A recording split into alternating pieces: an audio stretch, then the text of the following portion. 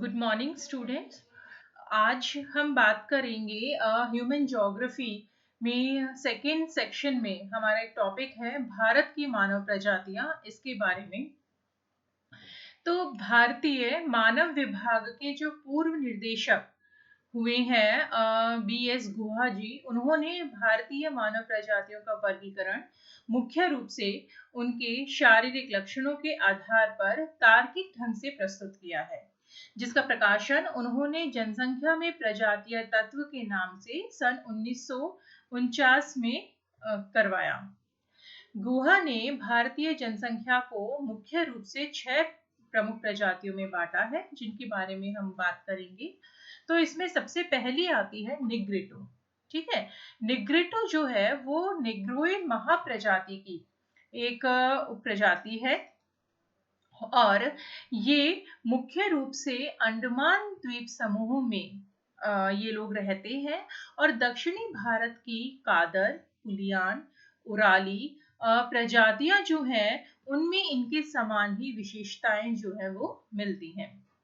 इनके शारीरिक लक्षणों की अगर हम बात करें तो इनका कद जो है वो छोटा होता है, यानी 152 सेंटीमीटर से कम इनकी ऊंचाई होती, इनका कद होता है और इनकी त्वचा का रंग जो है वो गहरे भूरे से लेकर के काला होता है। ये इनके बाल काले लहरदार होते हैं, इनके होंठ जो है वो मोटे होते हैं, चेहरा छोटा होता है और आगे को इनका निकला हुआ ललाट होता है। भारत में निग्रिटो जाति का अंश जो है वो मुख्य रूप से दक्षिणी भारत के आदिवासी लोग जो है उनमें पाया जाता है। ठीक है, ये तो बात हुई निग्रिटो प्रजाति की। इसके बाद दूसरी जो गुहा ने बताई है वो है आर्ध ऑस्ट्रेलाइड। आर्ध ऑस्ट्रेलाइड जो है ये भारत की विभिन्न जनजातियों में इस प्रजाति की संख्या जो है वो सर्वाधिक बताई गई है। ये लोग प्रायद्वीपीय भारत में निवास करने वाली जो अधिकांश जनजातियां हैं वो आर्ध ऑस्ट्रेलाइड वर्ग से संबंधित हैं। इनमें चेंचू, कुरवा, यरुबा, मुंडा, ओराव, हो, गोंड, खौन, बदागा, कौल, संथाल, भील आदि जो जनजातियां हैं वो आर्ध ऑस्ट्रेलाइड प्रजाति समूह से संबंध रखती हैं, मतलब इस प्रजाति से संबंधित हैं। और इनके शारीरिक लक्षणों की अगर हम बात करें तो इनकी त्वचा का रंग जो है वो काला होता है, इनके बाल घुंघराले और लहरदार होते हैं, इनकी नाक जो है वो चौड़ी होती है और चपटी होती है, इनका जो ललाट होता है वो उभरा हुआ होता है और होंठ जो है वो मोटे होते हैं, साथ ही इनका चेहरा जो है वो बाहर की ओर उभरा हुआ होता है। इनका जो शरीर का कद है वो छोटा और सिर लंबा लंबे से लेकर के मध्यम आकार तक का मिलता है। तीसरी आती है मंगोलाइड प्रजाति। मंगोलाइड प्रजाति जो है ये सर्वप्रथम मध्य एशिया से प्रवास करके पश्चिमी उत्तर भारत में प्रवेश किया इस प्रजाति के लोगों ने और बाद में ये हिमालय के उत्तरी और पूर्वी पहाड़ियों में इन लोगों ने शरण ली और आज ये मुख्य रूप से उत्तर पूर्वी भारत में आसाम और ये नेपाल में और कश्मीर में ये लोग जो है वो मिलते हैं। इनके शारीरिक लक्षणों की अगर हम बात करें तो इनका चेहरा जो है वो चपटा होता है, इनके कपोलस्थियां उभरी हुई, इनके नेत्र तिरछे और त्वचा जो है वो पीली होती है। मंगोलाइड प्रजाति को गुहा ने 2 उप प्रजातियों में विभाजित किया है, जिसमें पहली है पूरा मंगोलाइड। ये सर्वाधिक प्राचीन मंगोलाइड प्रजाति है और इनके नई विकसित मंगोलाइड प्रजाति से भिन्न शारीरिक लक्षण पाए जाते हैं। इसके भी 2 उपभाग है, एक है लंबे सिर वाले पूरा मंगोलाइड और दूसरे है चौड़े सिर वाले पूरा मंगोलाइड। तो लंबे सिर वाले पूरा मंगोलाइड जो है ये उप हिमालय, असम, म्यांमार सीमा पर निवास करने वाली जो नागा, लिम्बू, मीरी, बोडो जनजातियां हैं वो लोग लंबे सिर वाले पूरा मंगोलाइड प्रजाति से संबंधित हैं और चौड़े सिर वाले जो पूरा मंगोलाइड हैं ये लोग मुख्य रूप से बांग्लादेश के चटगांव के पर्वतीय क्षेत्रों में निवास करने वाले जो चकमा, मधु, कालिम्पोंग की लेप्चा जो जाति के लोग हैं वो चौड़े सिर वाले पूरा मंगोलाइड प्रजाति से संबंधित हैं। दूसरा इन्होंने बताया तिब्बती मंगोलाइड। ये तो बात है पूरा मंगोलाइड की, और दूसरा जो इन्होंने मंगोलाइड प्रजाति का उपवर्ग बताया है वो है तिब्बती मंगोलाइड। तिब्बती मंगोलाइड प्रजाति के जो लोग हैं ये लोग हिमालय के पर्वतीय प्रदेश में मुख्य रूप से मिलते हैं, जिनमें कि सिक्किम, भूटान देश जो है वहां पर, और भारत के सिक्किम राज्य में पश्चिमी हिमालय प्रदेश में ये लोग रहते हैं, तिब्बती मंगोलाइड। ठीक है। चौथा उन्होंने प्रजाति का वर्ग बताया है भूमध्य सागरीय प्रजाति। ठीक है। ये जो प्रजाति है ये यूरोपीय या काकेसाइड प्रजाति का विशिष्ट अंग है, और इनके अगर हम शारीरिक लक्षणों की बात करें तो इनकी त्वचा का रंग जो है वो हल्का भूरा होता है, इनका सिर जो है लंबा होता है, इनके बाल लहरदार, और नाक जो है वो सामान्य चौड़ी या पतली होती है।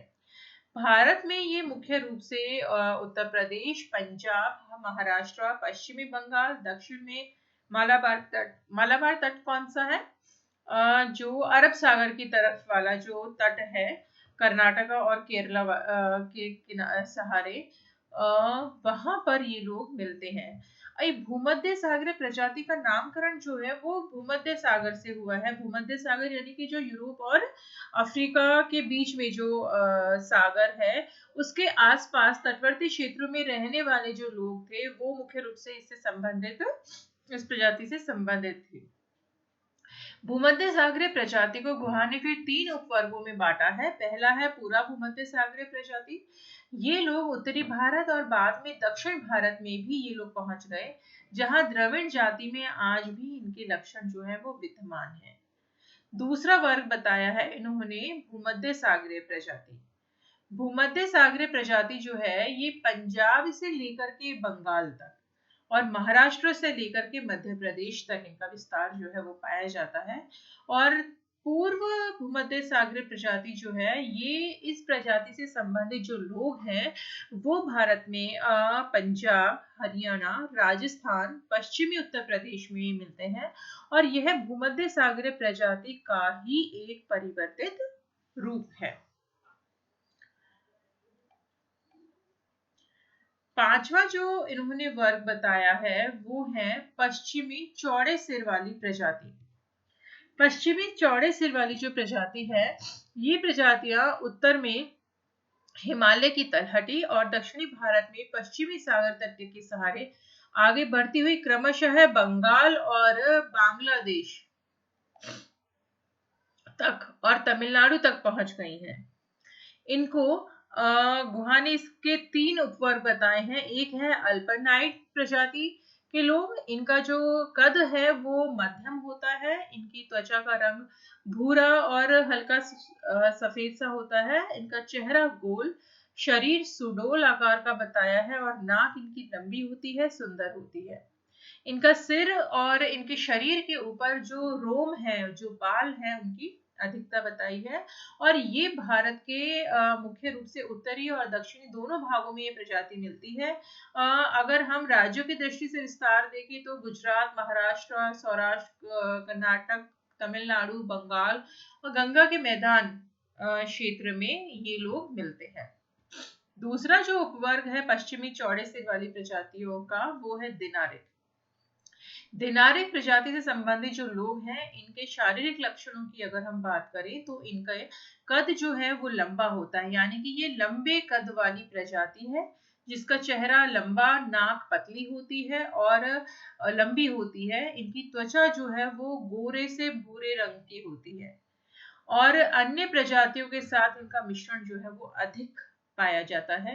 ये भारत में पश्चिमी हिमाचल प्रदेश, पश्चिमी बंगाल, उड़ीसा, गुजरात, महाराष्ट्र, तमिलनाडु में ये लोग निवास करते हैं। तीसरी जो पश्चिमी चौड़े सिर वाली प्रजाति का वर्ग है वो है आर्मीनाइड लोग।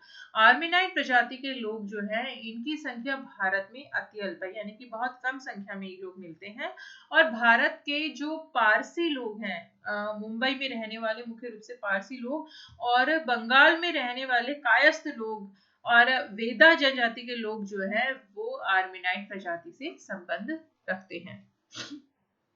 इस प्रकार गुहा ने भारत में पाई जाने वाली प्रजातियों का ही वर्गीकरण दिया है, जिसमें हम एक बार देख लें वापस से। गुहा ने मुख्य रूप से निग्रिटो, उसके बाद आध ऑस्ट्रेलाइड, फिर मंगोलाइड, मंगोलाइड के बाद भूमध्य सागरीय प्रजाति और अंतिम पश्चिमी चौड़े सिर वाली प्रजाति, जिसके 3 उपवर्ग है वापस अल्पेनाइड, देना रेक और आर्मेनाइड लोग जो है इस प्रकार ये वर्गीकरण गुहा ने भारत में पाई जाने वाली प्रजातियों का दिया है। इस प्रकार भारत में पाई जाने वाली जो प्रजातियां हैं, ये टॉपिक हमारा पूरा होता है। आई होप आप लोगों को समझ में आया होगा।